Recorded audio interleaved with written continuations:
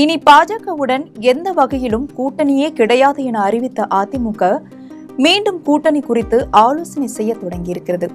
இது குறித்து ஜெம் தொலைக்காட்சி வழங்கும் சிறப்பு தொகுப்பு இது.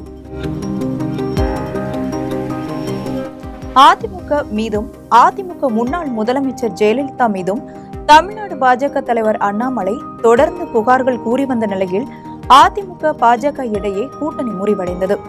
தொடர்ந்து பல ஆலோசனை கூட்டங்கள் நடத்தி மாவட்ட செயலாளர்களின் ஆலோசனைகளையும் பெற்று இனி ஒருபோதும் பாஜகவுடன் கூட்டணி இல்லை என அதிமுக தரப்பில் முடிவெடுக்கப்பட்டது.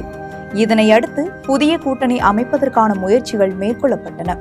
இருந்தபோதிலும் கூட்டணி அமைப்பதில் பல்வேறு முரண்பாடுகள் இருக்கும் நிலையில் அடுத்த கட்ட நடவடிக்கை என்ன என்பதில் அதிமுக தீவிர ஆலோசனை நடத்தி வருகிறது.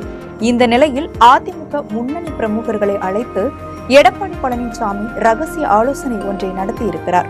இந்த ஆலோசனையில் கலந்து கொண்ட முன்னாள் அமைச்சர்கள் மற்றும் முக்கிய அதிமுக தலைவர்கள் பாஜகவுடன் கூட்டணி வைப்பது தற்போதைக்கு சிறந்த முடிவாக இருக்கும். நடந்து முடிந்த 5 மாநில தேர்தலில் பாரதிய ஜனதா கட்சி மிகப்பெரிய முன்னேற்றம் கண்டிருக்கிறது. இது தவிர தமிழகத்திலும் பாஜக முன்பை விட அதிகமாக காலூன்றி இருக்கிறது. மேலும் பாஜக தலைவர் அண்ணாமலை தற்போது அதிமுகவுக்கு எதிராக குற்றச்சாட்டுகள் கூறாமல் இணக்கமான முறையில் இருக்கிறார் என்றெல்லாம் பேசியிருக்கிறார்கள். இதனைத் தொடர்ந்து பாஜகவுடன் மீண்டும் கூட்டணி அமைக்கலாமா என எடப்பாடி பழனிசாமி ஆலோசனை செய்து வருகிறார்.